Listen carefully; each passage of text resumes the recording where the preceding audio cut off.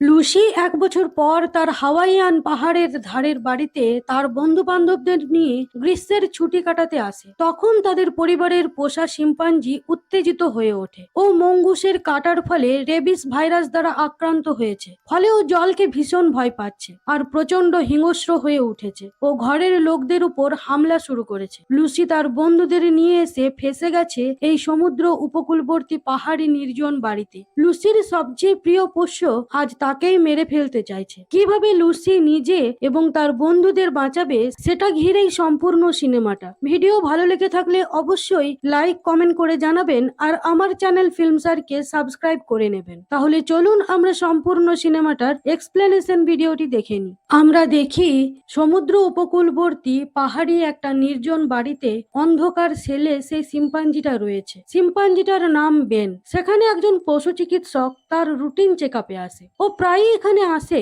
বেনের সাথে ওর বেশ ভালোই বন্ধুত্ব, তাই ও রিল্যাক্স ভাবেই সেলে ঢুকলো বেনকে ভ্যাকসিন লাগাতে। বেন চুপচাপ বসেছিল। ও প্রয়োজনের তুলনায় আজ একটু বেশি চুপ। ও হালকা গর্জনও করছিল। ডাক্তার বলল, কি রে, আজ মুড অফ নাকি? তবে আয়, তোর সঙ্গে একটু খেলি। ও বেনের দিকে হাত বাড়াতেই বেন ওর উপর আচমকা হামলা করে। কিছুক্ষণের মধ্যেই বেন ডাক্তারের মুখের চামড়া পুরোটা তুলে নেয় আর মেরে ফেলে। এই শিম্পাঞ্জিটা ৩০০-র বেশি শব্দ বুঝতে এবং ব্যবহার করতে পারে। এই কারণেই অনেক লোক এই ধরনের শিম্পাঞ্জিকে পোষ্য বানায়। এবার কাহিনী ৩৫ ঘন্টা পিছনে যায়, যেখানে আমরা লুসিকে দেখতে পাই। ও ফ্লাইটে করে নিজের বাড়ি হাওয়াই ফিরছিল। ওর আন্দাজও নেই যে ওর সাথে কি ঘটতে চলেছে। সেই সময় একটা ছেলের সাথে লুসির ধাক্কা লাগে। লুসির হাত থেকে টেডি বিয়ারটা পড়ে যায়। ছেলেটি লুসির কাছে ক্ষমা চায়। এরপর লুসি ওর বোন অ্যারেনের সাথে ভিডিও কলিং এ কথা বলতে শুরু করে, যে বাড়িতে একটা শিম্পাঞ্জির দেখাশুনো করছিল। এরপর লুসি ওর সবচেয়ে বেস্ট ফ্রেন্ড কেটস এর সাথে কথা বলে। কেটস বাড়ি ফেরার জন্য খুবই উৎসুক ছিল। এবার কেটস এর বন্ধু হেনা সেখানে আসে। ও ফ্লাইটে থাকা ফিল নামের একটা ছেলের সাথে কথা বলছিল। হেনা ফিলের কাছ থেকে ওর ফোন নাম্বারটাও নিয়ে নিল। ওরা নামলে এয়ারপোর্টে কেটের ভাই ওকে নিতে আসে। কেট হেনার সাথে ওর ভাই নিকির পরিচয় করিয়ে দেয়। হেনা কেটের ভাইয়ের সাথে বেশ ফ্ল্যাট করছিল, যেটা লুসির মোটেও ভালো লাগছিল না। দেখে মনে হচ্ছিল লুসি কেটের ভাই নিকিকে পছন্দ করে। সবাই ঠিক করলো যে লুসির বাড়িতেই ওরা উইকেন্ডটা কাটাবে। বাড়িতে এলে লুসি ওর বাবা অ্যাডামের সাথে ওর বন্ধুদের পরিচয় করায়। অ্যাডাম ওর একটা বইয়ের ডিল নিয়ে একটু সমস্যায় ছিল, কিন্তু লুসিকে দেখে ওর মন আনন্দে ভরে ওঠে। লুসির বাবা অ্যাডাম বলতে ও শুনতে পায় না। সাংকেতিক ভাষায় লুসি ওর ভালোবাসা প্রকাশ করলো। এবার লুসি ওর বোন অ্যারেনের কাছে যায়, যে লুসির উপর ভীষণ রেগে আছে এতদিন লুসি বাড়ি না আসার কারণে। এখানেই আমরা সেই শিম্পাঞ্জি বেনের দেখা পাই। লুসির আগমনে সেও ভীষণ খুশি। লুসি বেনের জন্যই সে টেডি বিয়ারটা এনেছিল। বেন একটা ট্যাবলেটের ইউজ করলো, যেটা টেক্সটকে শব্দতে পরিণত করতে পারে। এভাবেই বেন লুসির সাথে কথা বলে। এখানে আমরা জানতে পারি যে লুসির মা এই প্রাইমেটদের ব্যবহারের বিশেষজ্ঞ ছিল। সেই বেনকে এই বাড়িতে আনে আর এভাবেই কথা বলার পদ্ধতিটাকে শেখায়। অন্যদিকে সন্ধ্যাবেলা কেটের ভাই হেনার কাছে আসার চেষ্টা করে। যখন ও চলে যায় তখন হেনা প্রথমে বাড়ির ব্যালকনিতে আসে। ও সেখান থেকে নিচে যাবার একটা রাস্তা দেখতে পায়। এরপর ও সিঁড়ি দিয়ে নিচে নামলে দেখে সেখানে একটা সুসজ্জিত সুইমিং পুল রয়েছে। হেনা সেই সুইমিং পুলের জলে পা ডুবিয়ে চুপচাপ বসেছিল। তখনই পিছনে নিঃশব্দে বেন এসে দাঁড়িয়েছে। হালকা পায়ের শব্দ পেয়ে পিছন ফিরে তাকিয়ে হেনা প্রথমেই ভয় পেয়ে যায়। তারপর বেনকে দেখে রিল্যাক্স হয়ে বলে, ওহ বেন, তুমি আমাকে বেশ ভয় পাইয়ে দিয়েছিলে। এদিকে বেন জলের দিকে এক দৃষ্টে তাকিয়ে আছে। ওর চোখ দেখে বোঝা যাচ্ছে যে ও জলকে ভীষণ ভয় পাচ্ছে। ওর মানসিক পরিস্থিতি খারাপ হতে থাকে। ও প্রচন্ড ঘামতে শুরু করেছিল আর একটা অদ্ভুত গর্জন করতে থাকে। ওর মুখ দিয়ে লাল গড়িয়ে পড়ছিল। ও প্রথমটাই হেনার দিকে তাকায়। হেনা ওর দিকে হাত বাড়ালে বেন ও বন্ধুর মতো হাত বাড়াতে চাইলো, কিন্তু হঠাৎ ওর কি যেন হলো, যার ফলে ও হেনার হাত কামড়াতে যায়। ঠিক তখনই সেখানে অ্যাডাম আসে আর একটা সিটি বাজায়। সেই সিটি শুনে বেন কেমনই জানি ভয়ে সিটিয়ে একদিকে সরে যায়। অ্যাডাম হেনাকে ইশারায় বলল যে বোধহয় নতুন লোক দেখেছে বলে ও এভাবে রিয়াক্ট করলো। অ্যাডাম এবার বেনকে ওর খাঁচায় নিয়ে যায়, যেখানে একটা মঙ্গুসকে মরে পড়ে থাকতে দেখতে পায়। ও বুঝতে পারে যে বেনই একে মেরেছে। অ্যাডাম ইশারায় বলল, আবার তুমি এরকম করেছো বেন? ও বেনের শরীরে হাত বোলাতে গেলে ওর হাতে একটা ক্ষত দেখতে পায়, যেটা এই মঙ্গুসের কামড়ের জন্যই হয়েছে। এবার অ্যাডাম বেনের খাঁচা ভালো করে বন্ধ করে বাইরে চলে যায়। পরদিন ভোরবেলা সেই ডাক্তার আসে যে বেনকে ভ্যাকসিন লাগাতে ওর খাঁচায় ঢুকেছিল। আর তারপর ওই ঘটনাটা ঘটেছিল যেটা আমরা প্রথমেই দেখতে পাই। এদিকে অ্যাডাম সেই মরা মঙ্গুসকে একটা পলিথিনে ভরে লুসি আর অ্যারেনের কাছে নিয়ে যায়। ওদের দেখিয়ে ইশারায় বলে এটা বেনকে কামড়েছে। অ্যাডাম বলল এটাকে আমি টেস্টের জন্য পাঠাচ্ছি। একজন পশু চিকিৎসককেও আমি ফোন করে দিয়েছি, বেনকে দেখতে বলেছি। তোমরা ওর কাছে যেও না, ওর খাঁচাও খোলো না। কিন্তু বেন যে সেই ডাক্তারকে মেরে খাঁচা থেকে বেরিয়ে গেছে সেটা এরা কেউ জানতো না। এবার অ্যাডাম ইশারায় ফিরতে দেরি হবে বলে বইয়ের একটা মিটিং এর জন্য বেরিয়ে যায়। অ্যাডাম চলে যাবার পর সবাই মিলে সুইমিং পুলে খুবই মজা করে। এবার হ্যানা মজা করে বলল যে লুসি, সেই ছেলেগুলোর সাথে একটু মজা করা যাক যাদের সাথে ফ্লাইটে দেখা হয়েছিল। এই নাও ওদের ফোন নাম্বার, তুমি বোল্ড ভাবে ওদেরকে ফোন করে এখানে ডাকো, দেখো কি বলে। লুসির ইচ্ছা না থাকলেও ও সেটা করতে বাধ্য হলো। ফোন করলে ছেলেগুলো ভীষণই উত্তেজিত হয়ে বলল যে হ্যাঁ বলো, কোথায় আসবো। তখনই লুসি ফোনটা কেটে দেয়। তারপরই হঠাৎ কেটের শরীর অসুস্থ হতে শুরু হয়, ও বমি করতে শুরু করে। লুসি কেটকে ধরে ধরে ওর রুমে নিয়ে গিয়ে শুইয়ে দেয়। যখন আবার লুসি ডাইনিং এ ফিরে আসে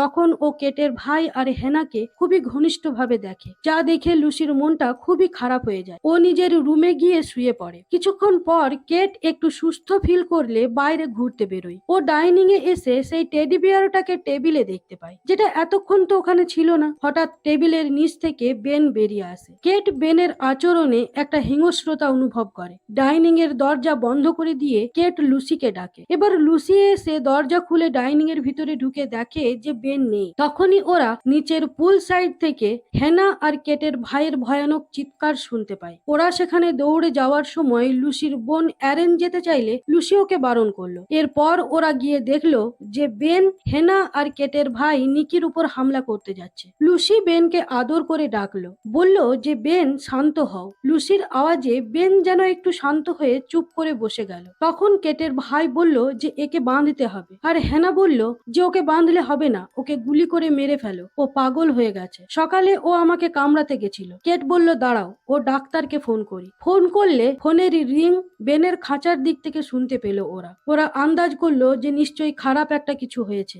লুসি বেনের ধ্যান ওর দিকে ঘোরানোর চেষ্টা করলো, আর কেটের ভাই নিকিকে ইশারা করে বলল যে ওই ট্রাঙ্কে একটা রশি আছে, ওটাকে বের করো। কেটের ভাই ভীত পায়ে ধীরে ধীরে গিয়ে সেই দড়িটা বের করতে গিয়ে একটা খেলনা চালু করে ফেলে। সেই খেলনার তীব্র শব্দে বেন আবার উত্তেজিত হয়ে যায়। ভয় পেয়ে গিয়ে নিকি সেই খেলনাটাকে সমুদ্রের দিকে ছুঁড়ে ফেলে দেয়। তারপর আস্তে আস্তে রশিটাকে বের করে, এরপর লুসির হাতে দেয়। ওরা কেউ এক পাও নড়তে পারছিল না। লুসি কোনো রকমে বেনকে শান্ত রেখে নরম করে কথা বলে, ওর গলায় রশিটা বেঁধে ফেলে। এরপর বেন বুঝতে পারে যে লুসি ওকে বেঁধে ফেলেছে। বেন লুসির উপরে রেগে গিয়ে খুবই গর্জন করতে শুরু করে আর রশিটাকে দাঁত দিয়ে কাটতে চায়। বেনের ধারালো দাঁতে রশি খুব তাড়াতাড়ি কেটে যাচ্ছিল। ওরা পালিয়ে উপরে যাবার আগেই বেন কেটের ভাই নিকিকে ধরে কামড় বসাতে যায়। তখনই সেখানে অ্যারেন চলে আসায় বেন কেটের ভাইকে ছেড়ে দিয়ে অ্যারেনের পায়ে একটা জোরদার কামড় বসায়, যেন মাংস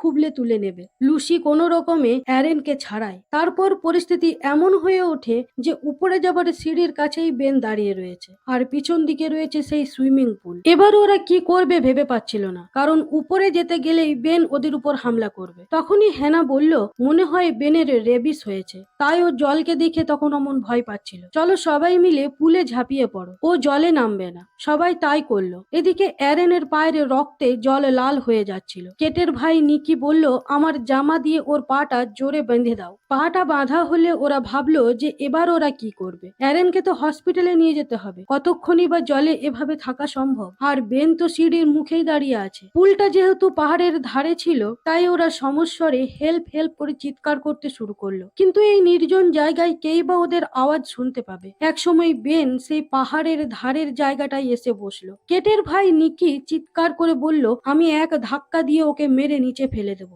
এই বলে ও এসে বেনকে ধাক্কা দিলে বেন প্রথমে তো একটু নিচে পড়ে গেল, কিন্তু ও তো একটা শিম্পাঞ্জি। ও তৎক্ষণাৎ সামলে নিয়ে নিকির হাতটা টেনে ধরে নিজে উপরে উঠে গেল আর নিকিকে সমুদ্র পৃষ্ঠের নিচে ফেলে দিল। উপর থেকে পড়ার কারণে নিকির মাথা ফেটে চৌচির হয়ে যায় আর ও মরে যায়। তা দেখে বাকি মেয়েরা ভয়ে নির্বাক হয়ে গিয়েছে। ওদের গলা দিয়ে কোনো শব্দ বের হচ্ছিল না। ওদের দেখে বেন কেমনই অদ্ভুত হাসি হাসতে থাকে, যা দেখে ওদের শরীরে একটা ভয়ানক শিহরণ খেলে যায়। কিছুক্ষণ ওরা আবার এভাবে থাকার পর লুসি দেখলো বেন কেমন যেন চুপচাপ বসে আছে। লুসি একটু সাহস সঞ্চয় করে পুল থেকে উঠে এলো। সামনে একটা ফ্লাইং বোর্ড ছিল, সেটা ধীরে ধীরে টেনে নিচে নামালো যাতে ওটা ধরে অ্যারেন ঝুলে থাকতে পারে। এরপর ও দেখলো যে কেটের মোবাইলটা সেখানে পড়ে রয়েছে, তার কাঁচ ভেঙে গেছে।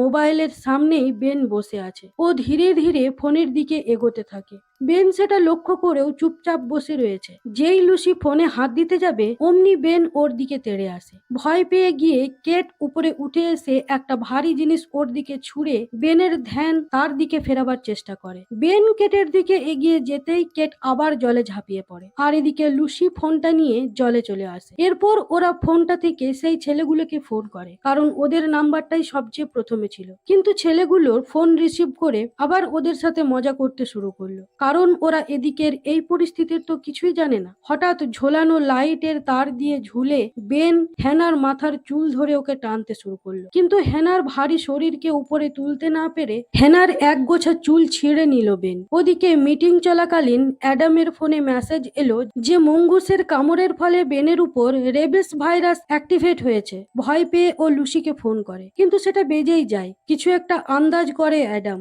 এদিকে কেটের ফোনটা হড়বড়িতে সুইমিং পুলের জলে পড়ে যায়, তাই সেটা আর কাজ করছিল না। তখন ওরা দেখলো যে বেন নিচে নেই। কেট বলল, লুসি তোমার ফোনটা ডাইনিং এ চার্জে বসানো ছিল না? লুসি হ্যাঁ বলে একাই সেটা আনতে উপরে উঠে আসতে যায়। কেট বলে, আমিও তোমার সাথে যাব। দুজনে চুপি চুপি গিয়ে চারধারে তাকিয়ে বেনকে দেখতে পায় না। ওরা লুসির ফোনের প্রায় কাছেই চলে এসেছিল, কিন্তু হঠাৎ কেটের পায়ের রিমোটটা দাবা গিয়ে টিভিটা অন হয়ে যায় এবং সেই সাউন্ডে বেন সেখানে চলে আসবে বুঝতে পেরে ওরা একটা কাঠের আলমারির ভিতর লুকিয়ে পড়ে। ওদের সন্দেহই ঠিক হলো। টিভির আওয়াজে বেন সেখানে এসে উপস্থিত হয়। সেই আওয়াজ যেন ওকে আরো বিরক্ত করছিল। ও ঘরের চারিদিকে লাফালাফি করতে শুরু করে, টিভিটাকে দুমড়ে মুচড়ে ভেঙে টুকরো টুকরো করে দেয়। এইবার বেন সেই কাঠের আলমারিটার কাছে এসে একটা গন্ধ শুকে, তারপর কি বুঝতে পেরে ও আলমারির দরজাটাকে ভেঙে ফেলে। এদিকে ওরা সিটিয়ে জামা কাপড়ের আড়ালে লুকিয়ে আছে। ওদের দেখতে না পেয়ে বেন সেখান থেকে চলে যায়। বেন চলে গেছে ভেবে বেরিয়ে এসে ফোনটা নিতে যায়। তখনই ও দোতলায় বেনের উপস্থিতি লক্ষ্য করে।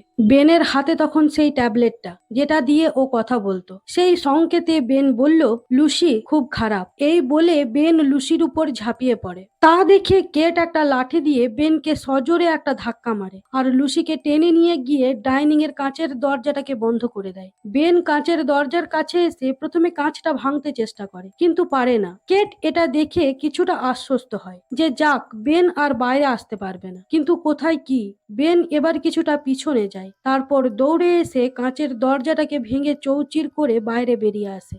লুসি আর কেট দৌড়ে নিচের দিকে যেতে গেলে কেট পা হড়কে পড়ে যায়, আর বেন একটা ধারালো পাথর দিয়ে কেটের মুখটা লুসির সামনেই থেতলে দেয়। লুসি চিৎকার করে ওঠে ওর সবচেয়ে প্রিয় বন্ধুর এমন মর্মান্তিক মৃত্যু দেখে। লুসি দৌড়ে আবার পুলের জলে গিয়ে নামে। এর কিছুক্ষণ পর সেই ছেলেগুলো এই বাড়িতে আসে। ওরা ফুল এনজয়ের মুডে রয়েছে। ওরা জানেও না যে সাক্ষাৎ মৃত্যু ওদের সামনে দাঁড়িয়ে। একটা ছেলে লুসির বেডে গিয়ে শুয়ে পড়ে। তখন সেখানে বেন এসে দাঁড়ায়। ছেলেটা প্রথমে ওকে দেখে ভয় পায়, তারপর ওর সাথে কথা বলে তার সাথে খেলার এবং বন্ধুত্ব করার চেষ্টা করে। বেন কিছুক্ষণ ওর দিকে তাকিয়ে থাকে, তারপর ও ছেলেটার বুকে চড়ে বসে আর হাত দিয়ে ছেলেটার চোয়াল ছিঁড়ে বার করে নেয়। ওদিকে ফিল উপর থেকে লুসিদের পুলে দেখতে পেয়ে চিৎকার করে ডাকে। লুসি ওকে হাতের ইশারায় চুপ করে থাকতে বলে, কিন্তু ফিল সেটা বুঝে উঠতে পারে না। ততক্ষণে বেন ওর পিছনে এসে দাঁড়িয়েছে। বেন ফিলকে টেনে একটা টেবিলের কাছে নিয়ে গিয়ে ওকে মারতে থাকে। সেই ফাঁকে হ্যানা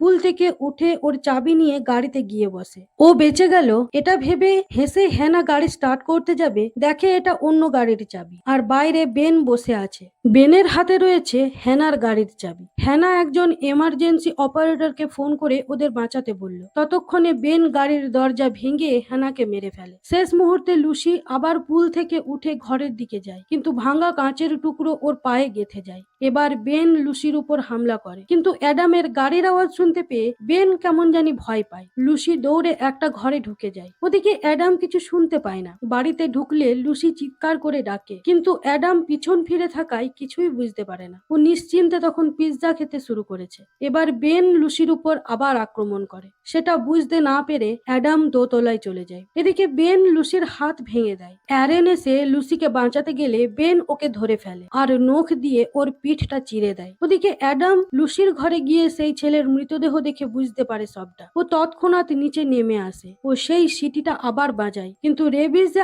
আক্রান্ত বেনের উপর সেই সিটির কোনো ইফেক্টই হয় না। এবার বেন এসে অ্যাডামের উপর ঝাঁপিয়ে পড়ে। দুজনের মধ্যে প্রায় অনেকক্ষণ লড়াই হয়। অ্যাডাম হাতের কাছে একটা বোতল পেয়ে সেটা ভেঙে বেনের পেটে ঢুকিয়ে দেয়। বেন যন্ত্রণায় চিৎকার করে অ্যাডামের পাশে পড়ে যায়। অ্যাডাম ভাবে যে বেন মরে গেছে। অ্যাডাম ওর দুই মেয়েকে জড়িয়ে ধরে। ওরাও বেন মরে গেছে ভেবে আশ্বস্ত হয়েছিল, কিন্তু লুসি দেখলো যে বেন আবার উঠে দাঁড়িয়েছে। বেন ওদের দিকেই তেড়ে আসছিল, কিন্তু ওরা হঠাৎ সরে গেলে বেন সোজা নিচে একটা ধারালো চেয়ারের পায়ায় গেঁথে যায়। এভাবেই বেনের মৃত্যু হয়। এবার সেখানে পুলিশ আসে। অ্যারেনকে হসপিটালে নিয়ে যাবার সময় ডাক্তার অ্যাডামকে বলল যে ভয়ের কিছু নেই, অ্যারেন ঠিক সুস্থ হয়ে যাবে। ওদিকে পুলিশের হাতে বেনের সেই ট্যাবলেটটা সমানে বলে যাচ্ছে, খারাপ লুসি, খুব খারাপ। সেই শব্দে লুসি ভয় পেয়ে চমকে ওঠে। আর বন্ধুরা, কাহিনীটিকে এখানেই শেষ করা হয়েছে। ভিডিও ভালো লাগলে কমেন্ট করে জানাবেন, আর আমার চ্যানেল ফিল্ম স্টারকে সাবস্ক্রাইব করে নেবেন এই রকমই ভয়ানক মুভির এক্সপ্লেনেশন ভিডিও পেতে। ভিডিওটি শেষ পর্যন্ত দেখার জন্য